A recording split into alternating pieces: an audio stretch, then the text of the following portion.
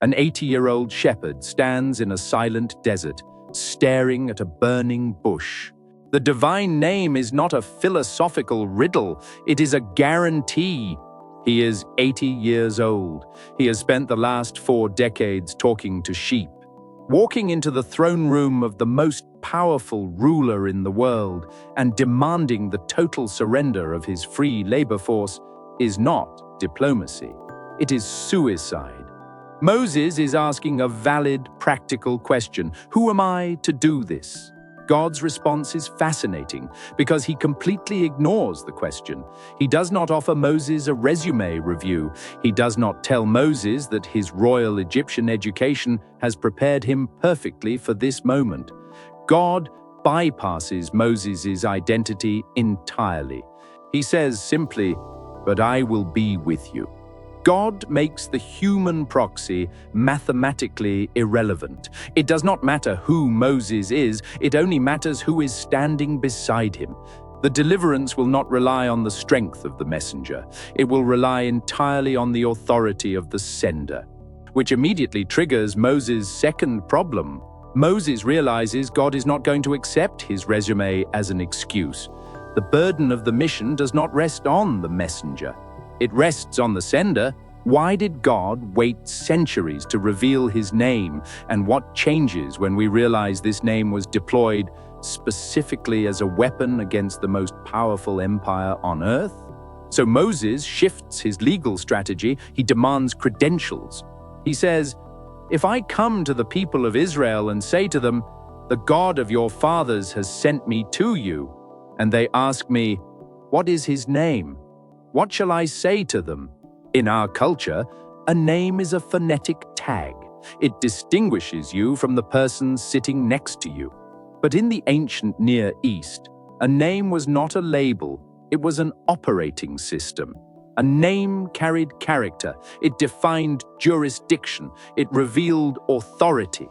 To know the name of a deity was to know their fundamental nature, what they were capable of, and how they could be invoked in a crisis. Think about the audience Moses is being sent to face. The Israelites have been trapped in the Nile Delta for 4 centuries. 10 generations of Hebrews have been born, worked to the bone, and buried in Egyptian dirt. And for their entire lives, they have been surrounded by the Egyptian pantheon.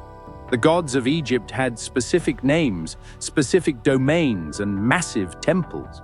We are going to walk through this conversation at the burning bush piece by piece and see what it actually means. Ra ruled the sun. Osiris ruled the dead. Hapi ruled the floodwaters of the Nile. The spiritual world of the empire was crowded, highly organized, and terrifyingly powerful. When Moses shows up and announces that a god has sent him to dismantle the economy of that empire, the elders of Israel are going to ask the only logical question: which one? Who is backing this revolution? Up until this moment in biblical history, God has operated primarily under titles. In the book of Genesis, he is known as El Shaddai, often translated as God Almighty. He is known as the God of Abraham, the God of Isaac, the God of Jacob. Those are relational markers. They anchor God to a family tree. To understand the shock of this encounter, you have to measure the distance Moses has fallen. They were sufficient for nomadic patriarchs wandering the hills of Canaan, waiting for a promise. But a family tree is not going to impress the Pharaoh. Moses is essentially saying, the ancestral titles were fine for a family in a tent, but I am being asked to walk into the throne room of the ancient world's supreme superpower and declare a labor strike. The God of my grandfather is not going to survive contact with the priests of Egypt. If I'm going to do this, I need the name. He is asking for the ultimate legal and spiritual credential.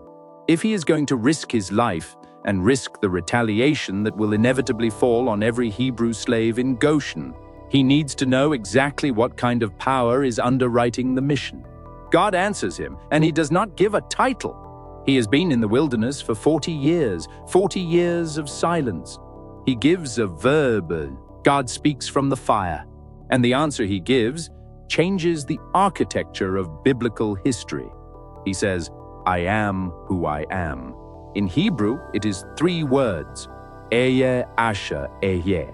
For centuries, Western philosophy has tried to turn those 3 words into a seminary puzzle.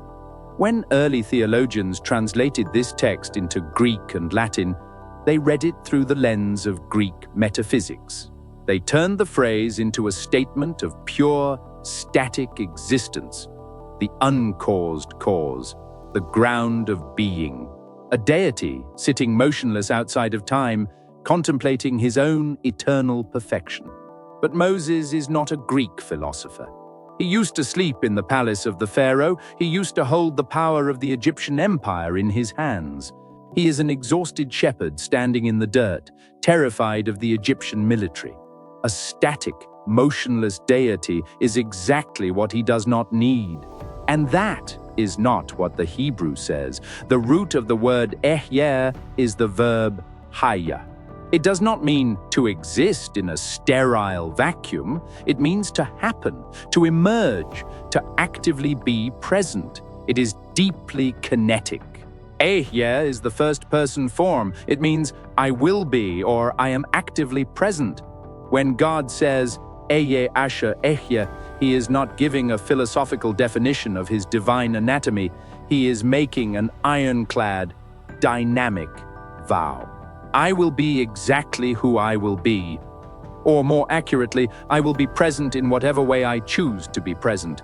God is telling Moses that his character is defined by his unfailing active intervention. He cannot be manipulated by human magic. He cannot be controlled by Egyptian sorcery. He cannot be contained in a stone temple. But he threw it all away in a single moment of violence when he killed an Egyptian slave driver to protect a Hebrew laborer. He will simply be there, doing exactly what he has promised to do. Then God takes that first-person verb, shifts it into the third person, and hands it to Moses as a weapon. Say this to the people of Israel: the Lord, the God of your fathers, the God of Abraham, the God of Isaac, and the God of Jacob, has sent me to you. This is my name forever. In English Bibles, you usually see the word Lord in all capital letters in that verse. But in the original text, it is 4 Hebrew consonants, YHWH, Yahweh, the sacred personal name of God. It is the third-person form of the exact same verb. It means he will be, or he brings into existence. Notice the structural genius of the conversation. A few moments earlier, Moses asked, "Who am I?" God answered, "I will be with you." The Hebrew there is Ehyeh Imach. Then Moses asked, "What is your name?" He thought he was saving his people. God answers, Ehyeh. The name is the answer to the fear. The name is not a riddle. The name is the guarantee of presence. It is the ultimate counterforce to everything the Pharaoh claims to be. Moses does not need an army, because the God whose very name means I am actively present has just bound himself to the mission. And yet, even with the ultimate credential echoing in his ears, Moses refuses to go. Moses has the name. He has the ultimate credential of the universe backing his mission, and his immediate response is to look for another exit. He raises a third objection. "But behold, they will not believe me or listen to my voice, for they will say, 'The Lord did not appear to you.'" Notice what is happening. The theological questions have been answered. The jurisdiction has been established. But Moses is now dealing with the raw human reality of the task. He is a disgraced 80-year-old shepherd returning to a traumatized slave population, claiming he just had a conversation with a burning piece of scrub brush. Of course, they will not believe him. So God gives him physical proof. He turns the shepherd's staff into a serpent and back again. Instead, his people rejected him, and the Pharaoh put a bounty on his head. He turns Moses' hand leprous and heals it. He promises to turn the water of the Nile into blood. The evidence is undeniable, the power is visible, but the terror in Moses is deeper than the evidence. He reaches for a fourth excuse. "Oh, my Lord, I am not eloquent, either in the past or since you have spoken to your servant, but I am slow of speech and of tongue." Moses is claiming a physical or psychological defect. He is saying, "I am the wrong vessel. I do not have the rhetorical skill to stand before a king. I cannot command a room." God's response shuts down the excuse by pointing straight back to the Creator's absolute sovereignty. "Who has made man's mouth? Who makes him mute or deaf or seeing or blind? Is it not I, the Lord? Now therefore go, and I will be with your mouth and teach you what you shall speak." The excuses are gone. The logic is exhausted. The legal arguments have failed. There is nowhere left to hide. And in Exodus chapter 4, verse 13, the facade of logical objection finally collapses into naked panic. Moses says, "Oh, my Lord, please send someone else." The text says, "The anger of the Lord kindled against Moses." The fire of the bush is no longer just a visual anomaly, it is a reflection of divine frustration. So he ran. He ran across the Sinai Peninsula into the land of Midian. God does not accept the resignation, but he accommodates the weakness. He tells Moses that his brother Aaron, who is already on his way, will serve as his mouthpiece. Aaron will be the speaker, but Moses will still carry the authority. The mandate stands. Think about what this anatomy of reluctance reveals. If you read the mythologies of the ancient Near East, the heroes do not behave like this. Gilgamesh does not cower. Sargon does not stutter. Ancient royal propaganda is designed to make the founder of the nation look fearless, divine, and flawless from birth. The biblical text does the exact opposite. It deliberately exposes the paralyzing terror of its greatest prophet. It spends 2 chapters documenting his absolute refusal to do the job. Why? Because the narrative is going out of its way to prove that the exodus from Egypt was not the result of a brilliant human leader. The vessel is weak. The vessel is broken. The vessel tried to quit 5 times before he even left the mountain. The deliverance will not happen because of Moses. It will happen because of the name. It is one of the most famous images in the history of religion.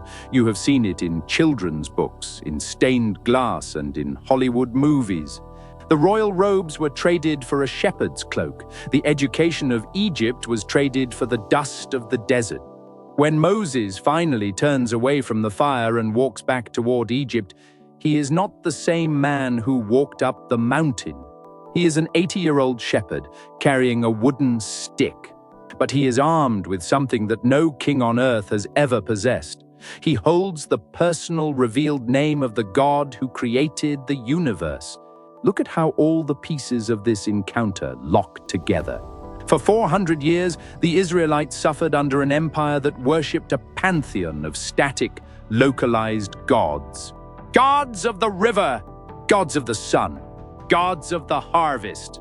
Those gods demanded labor, demanded blood, and enforced the brutal hierarchy of the state. The pharaoh claimed to speak for them. He claimed to hold the ultimate authority over life and death. He married, he had children, he grew old. Then, out in the desolate wasteland, outside the borders of the empire, a fire ignites that does not consume. A holy space is carved out of the dirt. And the God who created the world suddenly breaks centuries of silence, not to demand a temple, but to declare that he has intimately seen, heard, and felt the agony of a disposable slave class.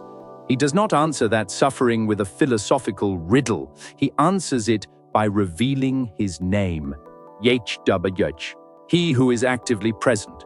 The revelation of the divine name is not a piece of ancient trivia. It is the moment God binds his eternal identity to the physical deliverance of his people.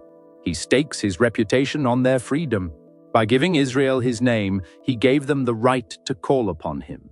He gave them the right to hold him to his covenant. He proved that the God of the universe is not an abstract force watching from a distance, but a personal reality who descends into the mud of human suffering to break the chains of the oppressor. By the time we reach Exodus chapter 3, Moses is simply a hired hand, managing a flock that belongs to his father-in-law, Jethro. When you strip away the Sunday school magic from the burning bush, what you find is something infinitely more powerful. You find a God who refuses to let an empire have the final word. You find a God who can take a broken, terrified fugitive, strip away his excuses, and use him to bring a superpower to its knees. That is what the name YHWH means. It means the rescue is real. It means the presence is guaranteed. And it means the fire of God's justice cannot be contained. If this opens something up for you, the biggest thing you can do is subscribe, leave a comment, and share this video with someone who needs it. That is genuinely how people find this content. We depend on you to spread the word. Please keep us in your prayers. God bless you. His life is over. The rebellion is dead. He has led the flock to the west side of the wilderness, to a mountain called Horeb. Horeb literally means desolate or dry. It is the backside of the desert, the edge of the map. And there, in the middle of the desolation, something catches his eye. A bush is on fire. In the arid climate of the ancient Near East, spontaneous brush fires are not entirely impossible. Dry scrub ignites, it burns incredibly hot, it burns fast, and it turns to ash in seconds. But Moses notices a structural anomaly. The text says, "And he looked, and behold, the bush was burning, yet it was not consumed." The fire is not feeding on the wood. It is not drawing its energy from the physical matter of the earth. But because the image is so familiar, we tend to treat it like a magical spectacle. We focus on the physics of the fire. It is a fire that sustains itself without destroying the fragile thing holding it. Moses says, "I will turn aside to see this great sight, why the bush is not burned." He is not acting like a prophet receiving a revelation. He is acting like a curious desert nomad investigating a physical impossibility. He changes direction. He walks toward the heat, and as he steps closer, the fire speaks. The voice calls from the center of the flame. It calls his name twice. "Moses, Moses!" In Hebrew narrative, that repetition is a marker of intense, immediate focus. It stops the shepherd mid-stride. Moses gives the standard response of a servant reporting for duty. "Here I am." Then the voice issues a command that completely rewrites the geography of the moment. We forget who is standing in front of it. "Do not come near. Take your sandals off your feet, for the place on which you are standing is holy ground." We read that and think of it as polite etiquette, like taking off your shoes at the front door to keep a carpet clean. But in the ancient Near East, the removal of footwear was a rigid protocol of survival. Sandals were essentially pieces of dead animal skin strapped to the bottom of the foot. They carried the dust, the livestock waste, the decay, and the physical rot of the open road. To wear them into a sanctuary was to drag the contamination of the profane world into a realm of absolute purity. You did not do it. God is not telling Moses to be respectful of a local custom. He is declaring a sovereign border. He is telling Moses that a temple has just been established in the middle of a wasteland. The Hebrew word for holy is kodesh. It means separated, utterly distinct, set apart. It is not merely a description of moral goodness. It is an intense, radiating purity that is violently incompatible with human corruption. A week ago, this specific patch of dirt was just a place for sheep to graze. Now, it is the center of the universe. Moses is not a holy man looking for a vision. He is a wanted murderer. The presence of the Creator has intersected with the physical world, and the dirt itself has absorbed the shockwave. God has moved outside the borders of the promised land. He has descended into the territory of exile to meet a man who belongs nowhere. But the rules of his presence remain absolute. You do not approach without an invitation, and you do not walk in carrying the filth of the outside world.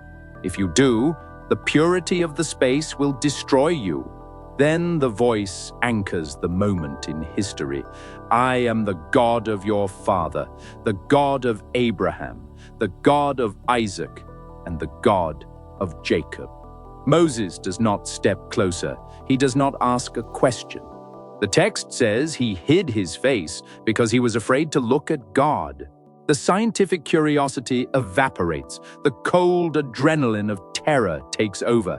He suddenly realizes he is not studying a strange fire. He is a fugitive covered in 40 years of desert dust, standing unshielded in the lethal presence of the divine.